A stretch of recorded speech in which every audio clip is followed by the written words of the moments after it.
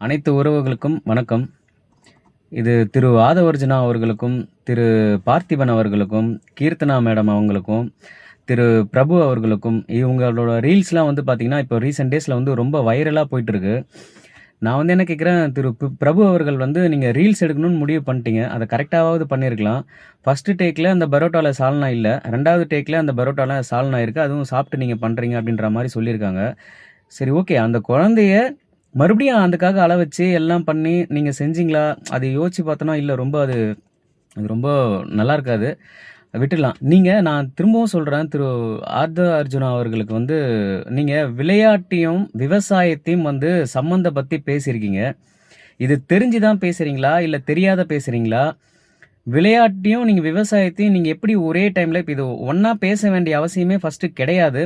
இல்ல எங்களுக்கு புரியல. உங்கள பத்தி நீங்களே வந்து அவதூறுகள நீங்க வந்து பரப்பி, நீங்க வந்து இந்த மாரியெல்லாம் பேசிட்டீங்க, சர்ச்சையில மாட்டிக்கிட்டீங்க அப்டின்னா, இப்ப இத வந்து ரீல்ஸ வந்து வைரலா பரவிட்டு, இப்ப அதுக்கு வந்து யாராவது கேள்வி கேட்க வராங்க, அதுல யாராவது கமெண்ட் போடுறாங்க அப்டின்னா, அப்போ உங்களுக்கு ஒரு சப்போர்ட் பண்றதுக்கு ஒரு கூட்டமோ, இல்ல நீங்க உண்மையிலே எல்லாரும் சொல்ற மாதிரி நீங்க ஒரு பெரிய மாஃபியா கும்பல வச்சு, நீங்களே தான் அந்த ஃபேக் ஐடிலாம் கிரியேட் பண்ணி, நீங்களே தான் பொதுமக்கள் இல்ல கேள்வி கேட்கிறவங்கள வந்து அசிங்கமா பேச வைக்கிறீங்க, அசிங்கமா பேசுறீங்க அப்டின்னா, இதெல்லாம் பார்த்து நீங்க ரசிக்கிறீங்களா?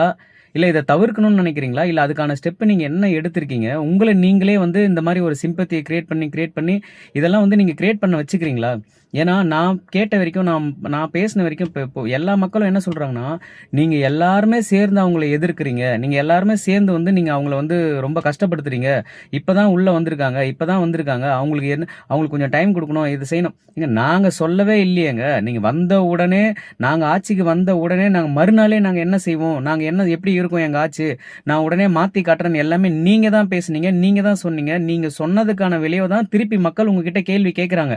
நீங்க பேசாதது எதையுமே மக்கள் கேட்கல.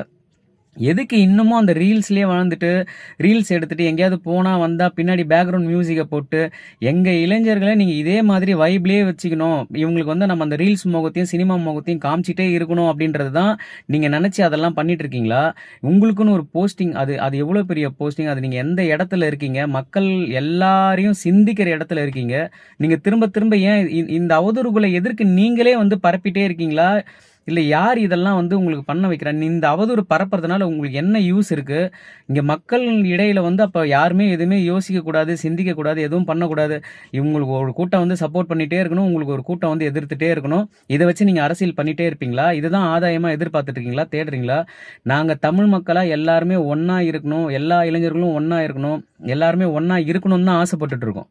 நீங்க இங்க ஒரு பெரிய வேறுபாட வந்து ஒண்ணு கிரியேட் பண்ணிட்டே இருக்கீங்க. இதெல்லாம் எதுக்கு பண்றீங்க? தயவு செய்து